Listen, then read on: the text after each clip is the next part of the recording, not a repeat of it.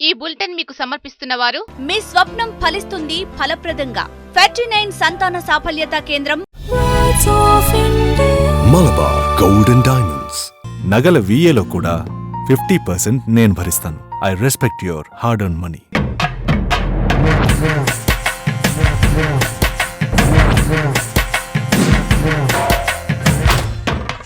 అందరికి శనార్థులు వచ్చినారులా జోర్దార్ వార్తలు చూసేందుకు. సరే, మీకు చూపించేందుకు కూడా నేను మంచి మంచి జోర్దార్ వార్తలు పట్టుకొచ్చిన.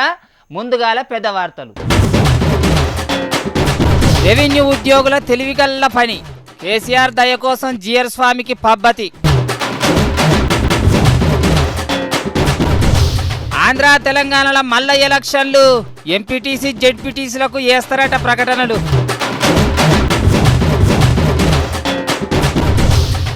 బెదిరిచ్చుడు శాపన పెట్టుడు. ఇది బీజేపీ లీడర్ల ఓట్లడుగుడు.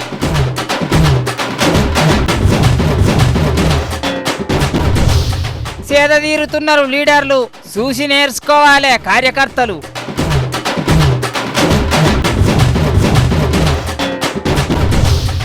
మోడీ సార్కు రష్యా పురస్కారం. విమానాలలో తిరిగినందుకు పెట్టాలి నమస్కారం. ఎంపీ ఎలక్షన్లు అయిపోయినాయి కదా. కేసీఆర్ సారు ఇంకో మంత్రదండం అందుకున్నాడు. ఎట్లనైనా రాష్ట్రంలో లంచం లేకుండా చేయాలని గట్టిపట్టే పట్టుకున్నట్టున్నాడు. అందుకనే ఎవ్వరు ఏమన్నా అనుకున్నా రాష్ట్రంలో పబ్లిక్ అయితే మంచి జరగాలని ఓ పెద్ద ఉపాయమే చేస్తున్నాడు. మరి దాంతో ఎంత మంచి జరుగుతుందో ఏమో చూడాలి మరి.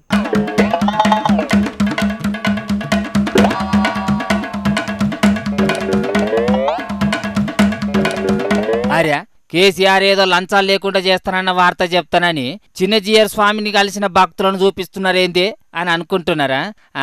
అసలు కథ ఈ భక్తుల కాన్నే ఉన్నది. వీళ్ళు సాధారణ భక్తులు కాదు. వీళ్ళే రెవెన్యూ డిపార్ట్మెంట్లో పనిచేసే ఆఫీసర్లు, సార్లు.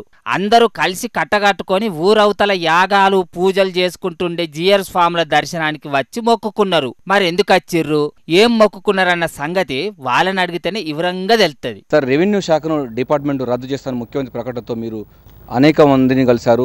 ఈరోజు ఎవరిని కలిశారు? గౌరవ ముఖ్యమంత్రి గారిని కలిసే పరిస్థితి మాకు లేదు.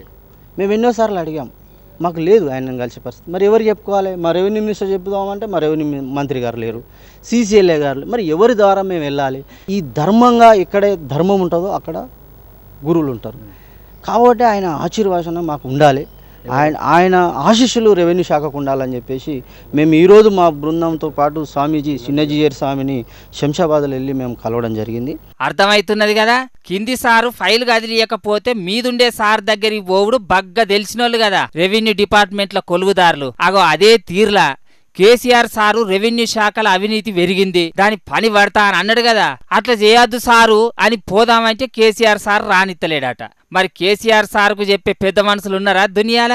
కేసీఆర్ సార్ను ఇన్పియాలంటే మీద దేవుడన్న దిగి రావాలే, లేకపోతే కేసీఆర్ సారు దేవునితోని సమానంగా చూసే చిన్నజీయర్ స్వామిని మొక్కుకుంటే తప్ప దిక్కు లేదని స్వామి దర్శనానికి వచ్చిర్రు. అసలు తెలివి అంటే వీళ్ళదే కదా. మరి స్వాములు చెప్తే తప్ప ఎవ్వరు చెప్పిన కేసీఆర్ సార్ ఒప్పించుడు తరం కాదని రెవెన్యూ ఉద్యోగులు బందోబస్తు పనిచేసిర్రు. మరి ఈ స్వామి ఏమని అభయం ఇచ్చిండు? చిన్నజీయర్ స్వామి మాకు ఒకటే చెప్పారు, భగవంతుని ఆశీస్సులు మీకున్నాయి, ఆ భగవంతుడు మీ శాఖను కాపాడుతాడు, మీరు ఎలాంటి ఆందోళన గురికి చెందొద్దు అని చెప్పేసి బ్రహ్మాండమైన ఆశీర్వచనం ఇచ్చారు. అది మరి ఆ స్వామి అభయం ఓ దిక్కు, కేసీఆర్ సారు పట్టు ఇంకో దిక్కు. ఎవరిది పార్టీ అవుతుందో చూడాలి. అయినా కేసీఆర్ సారు లంచాలు లేకుండా చేస్తానన్నాడు గాని వీళ్ళ కొలువులు ఉడవిక్తని అనలేదు కదా. ఎందుకింత గాబరపడుతున్నారో వీళ్ళు. ఓ సార్లు, మీరిట్లా ఆగమాగం అవుతుంటే నిజంగానే తినే లంచాలు పోతున్నాయని ఇట్లా చేస్తున్నట్టున్నారు అని అనుకుంటారు. చక్కగా కేసీఆర్ సార్ను నమ్మి ఉండుర్రి, అంత మంచిగానే అవుతుంది గాని అని అంటున్నారు రెవెన్యూ శాఖతోని తిప్పల పడుతున్న పబ్లిక్.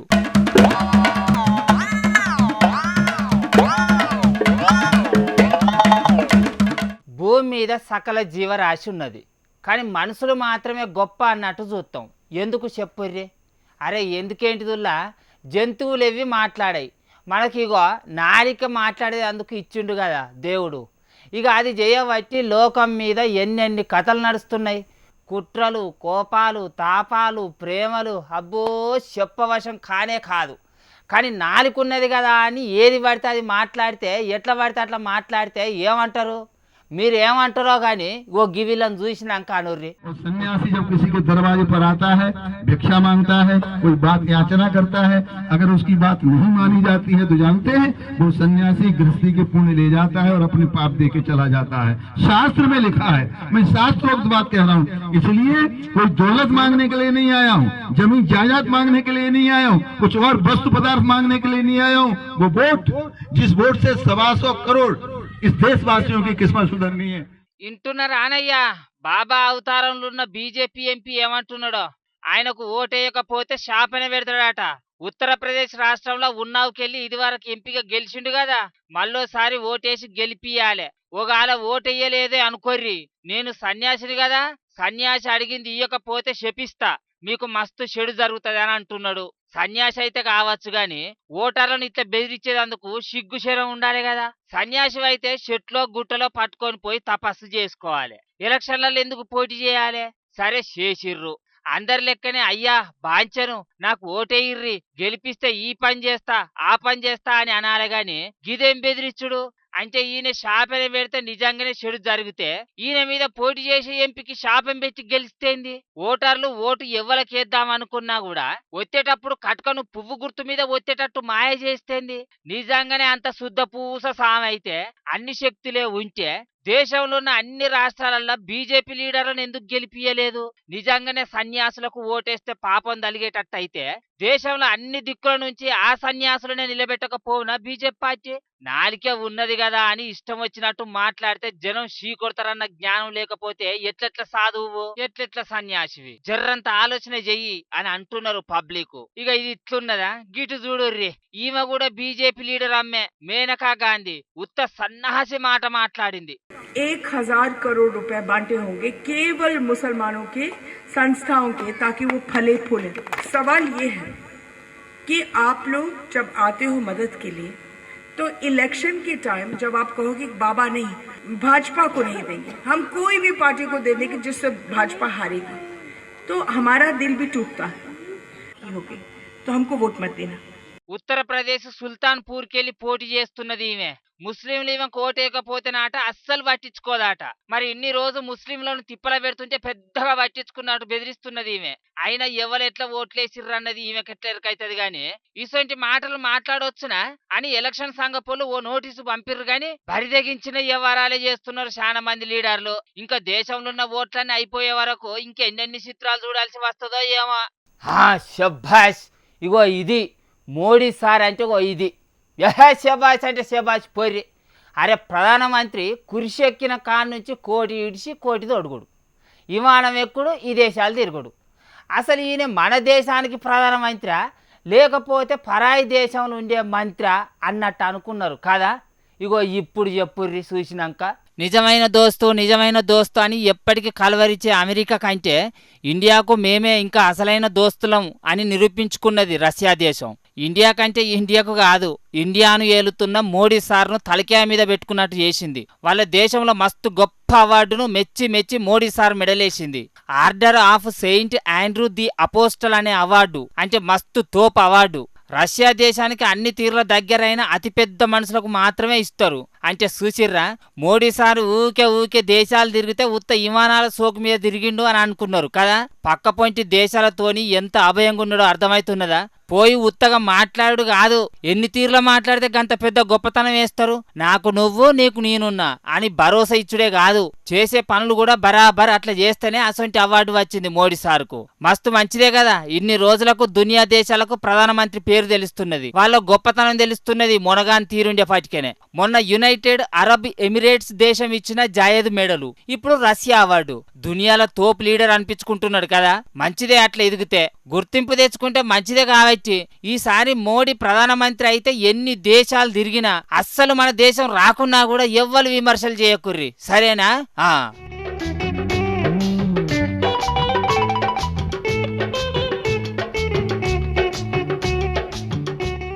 అన్ని మనమే ఆలోచన చేస్తాం కానీ లీడర్ల సంగతి అలాగుంటుందో. మనమే ఆగం ఉరికి లేని ఆవేశాలు పడ్డాం కదా ఎలక్షన్ల రిజల్ట్ వచ్చేది అందుకు ఇంకా చాలా రోజులే ఉన్నది. కానీ అది వారి దాకా ఆగుతున్నారా పబ్లిక్? వీడిట్లా వాడట్లా, ఇక్కడ వీళ్ళే గెలుస్తారు అక్కడ గంత మెజార్టీ వస్తుందని ఆగం ఆగం అడివి అడివి అవుతున్నారు పబ్లిక్. కానీ లీడర్లను చూడర్రి ఎంత తీరి పారిగా ఉన్నారో.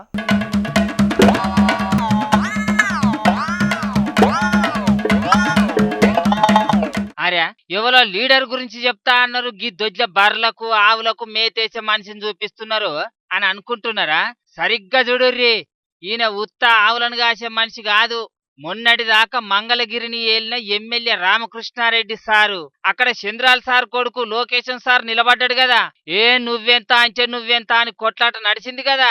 నియోజకవర్గంలో కార్యకర్తలకు ఇంకా ఎలక్షన్ల జ్వరం తక్కువ కాలే గాని ఎమ్మెల్యే సార్ను చూసిర్రా ఎంత నిమ్మలానికి వచ్చిండో. ప్రశాంతంగా దొడ్ల ఉన్న ఆవులను చూసుకుంటా చెట్లకున్న కాయలను తెంపుకుంటా ప్రశాంతంగా ఉన్నాడు. ఇక గిటి గీ సార్ను చూడుర్రే.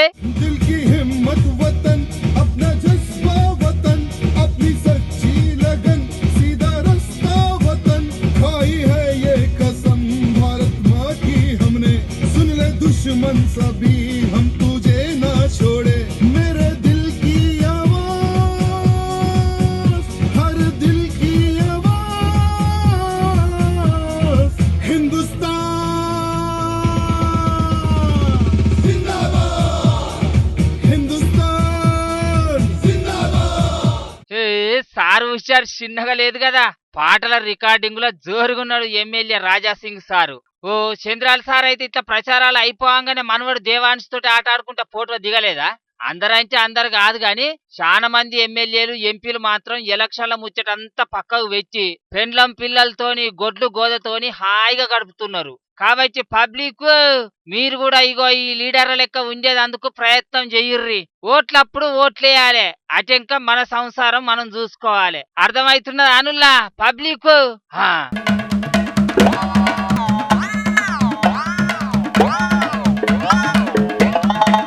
అరే మొన్నటి దాకా మస్తు రంది ఉండేది, ఎలక్షన్లు అయిపోయినాయి ఇక మన దగ్గరికి ఎవ్వరు రారు అని.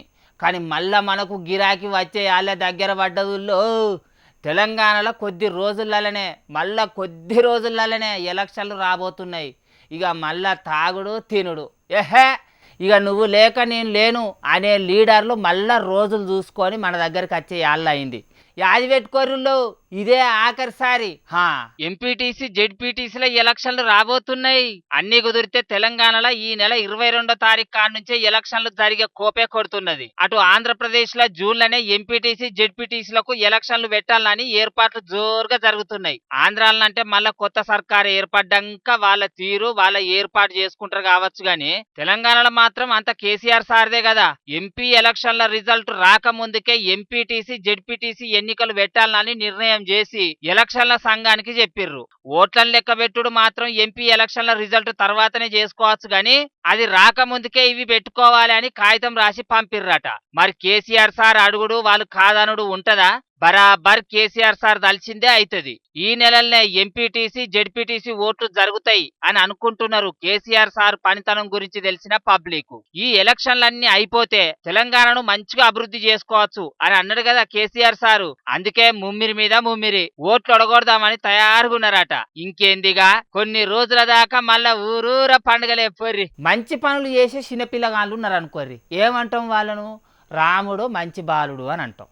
అదే పెద్దోళ్ళు అయితే అబ్బా అతగాడు శ్రీరామచంద్రమూర్తి లాంటోడ్రా అని అంటాం.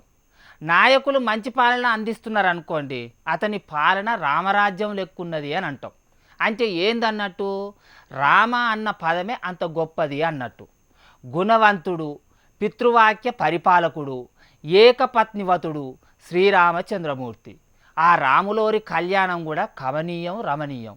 చూద్దాం పారి.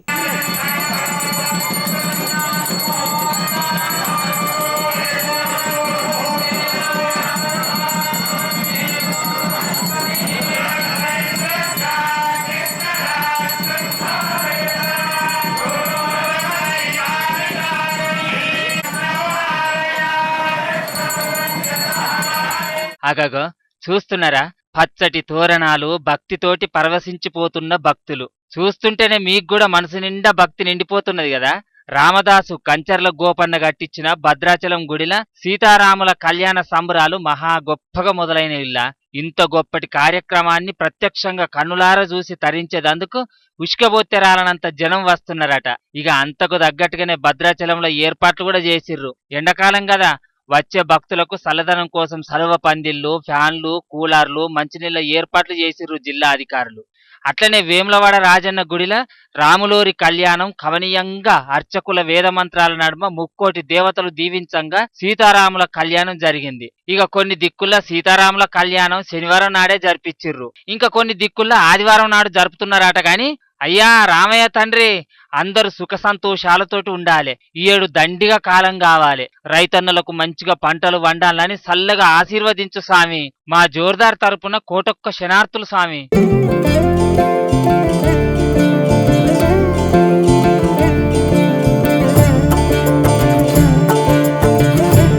వామ్మో, రాత్రి ఏం పిడుగులు ఏం సప్పుడు, అది మస్తు భయం పుట్టుకున్నట్టు అయింది. నేను వెనకటి కాంచెలు చూస్తున్నాను, గిసోటి తీరు కాలాన్ని ఎన్నడూ చూడనే లేదు. అరే, ఏ వానకాలంలో ఎండలు, ఎండాకాలంలో వానలు.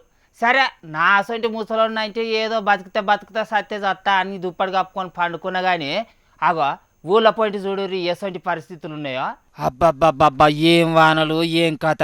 వానబడు అంటే చల్లగా మబ్బులు చేసి తుప్పురు లెక్క వానబడిపోతుంది కావచ్చు అని అనుకుంటే ఆకాశానికి తూట్లు పడ్డాయా అన్నట్టు సారెడు వడగండ్లు పడుతున్నాయి. పగటీలు ఎంత ఎండ కొడుతున్నదో రాత్రికి అంత వాన కొడుతున్నది. ఎండా వాన పోటీ పడికి వచ్చినట్టు అనిపిస్తున్నది నిన్న మొన్నటి వాతావరణాన్ని చూస్తుంటే. ఇట్లా కాలంలో వచ్చే ఈ వజ్రాను వానలు చేయబట్టి యాసంగి పంటలు అన్ని నాశనం అవుతున్నాయి. కానీ ఏం చేస్తాం, అవేమన్నా మనం ఆపితే ఆగేటియా లేకుంటే వద్దంటే ఊకునేటియా? దీని అంతటికి మనుషులు చేసే తప్పిదాలే కారణం అని శాస్త్రవేత్తలు అంటున్నారు.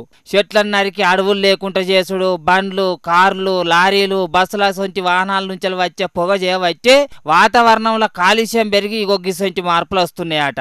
అందుకనే పబ్లిక్ మీకు వీలైనంత వరకు మీ వల్ల వాతావరణ కాలుష్యం అవుతుంది అంటే అసొంటి పని చేయకుండా కొంచెమన్నా జాగ్రత్త పడుర్రి. అట్లనే కాస వానలు, ఉరుములు, మెరుపులు వచ్చినప్పుడు చెట్ల కింద ఎత్తు ప్రదేశాలలో ఉండకుర్రి, ఎందుకంటే పిడుగులు పడే ఛాన్స్ ఉన్నదట. జర్రంత పైలంగుండుర్రి. మొత్తం మీద కొత్త కార్యదర్శులు ఇక కొలువు తీరుతారట కదా.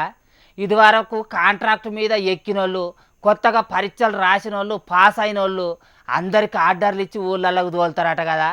ఊరుకోవాలి తప్పకుంటుంటారట. మరి ఇంట్లో గెలిచి రచ్చ గెలవాలని చెప్పిర్రు కదా వెనుకటోళ్ళు. మరి ఊళ్ళల్లో చక్కదనం లేకుండా రాష్ట్రం బంగారంగా అంటే అవుతుందా? అందుకే కేసీఆర్ సారు ఇత చేస్తున్నాడట. మంచిదే కదా, మరి ఎట్లయితుందో చూద్దాం. కానీ ఇగో ఇవే ఈటి జోర్దార్ వార్తలు. రేపటి వార్తలలో మళ్ళా కలుతా. ఆదివారం దాకా చూసుకుంటూనే ఉండుర్రి హెచ్ఎం టీవీ.